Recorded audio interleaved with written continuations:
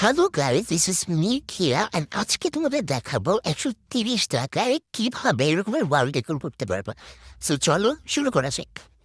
ওকে দেন ফার্স্টে আমি চলে যাই একটা প্রিন্ট আউটের দোকানে। আমি কিছু পিকচার সিলেক্ট করছি সেটা প্রিন্ট আউট করবো।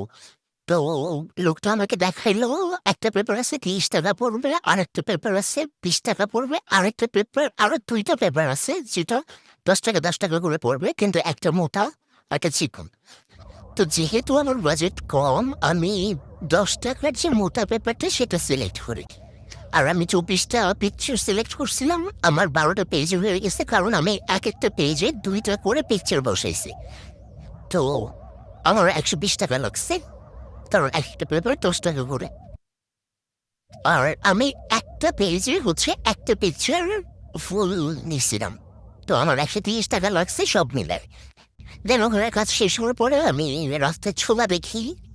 আবার কেন যেন ছোলা খেতে ইচ্ছা করলো। পরে আমি আর আমার ফ্রেন্ড 20 টাকার বাসায় নিয়ে আসছি। আর আসার সময় আবার খাওয়াও আসছি, সেটা অন্য জায়গা থেকে, ওইখানে আবার গরম গরম ছিল। তারপর বাসায় আসার পরে শুনি যে আমার ফ্রেন্ড ওর বয়ফ্রেন্ডের জন্য কি গিফট কিনছে। সেটার জন্য আবার র্যাপিং পেপারও কিনে আনছিল। তো আমাকে বললো যে একটু র্যাপ করে দিতে। তো আমি র্যাপ করে দিলাম আর হাসতেছিলাম যে ভাই এত প্রেম এত ভালোবাসা তুমি কোথায় যে রাখো। এভাবে পরে এইগুলো বের করে দেখলাম যে কেমন হয়েছে। তোমাদের একটু দেখানোর চেষ্টা করতেছিলাম, বাট পাচ্ছিলাম না আর কি, যে না আমার চেহারা দেখলে বুঝতে পারবো। আমি হাসতেছিলাম যে ভাই আমি এটাও পারি না। তো পরে এগুলো আমি কাটলাম।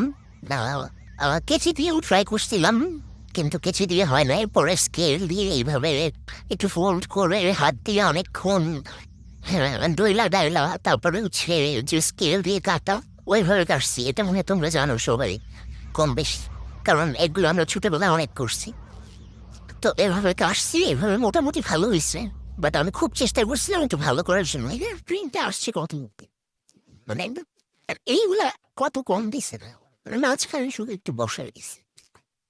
তো বাসায় এসে দেখলাম যে ব্যাটা একটু ছোট ছোট করে দিচ্ছে পিকচার গুলো, আর একটু বড় করতে পারতো চাইলে। আমি যদিও এখানে বলছিলাম, বাট উনি বলছে যে না এতটুকুই হবে।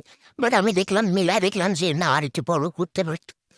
তো পরে আর কি এগুলা কাটাকাটি হয়েছে শেষ অনেকক্ষণ ধরে। দেন ডাবল সাইডের যে স্কচ গুলো হয় ওগুলো নিয়ে বসছি, ওগুলো লাগাইছি আমি। আর নর্মাল যে স্কচ গুলো হয় মানে ট্রান্সপারেন্ট, ওগুলা ভালো আসে না। তো এমনি একটা লাগে মানে আমি পুরো খুশি যে আমি তো লাগাতে পারছি, আর এটা তো হয়েছেও ভালো।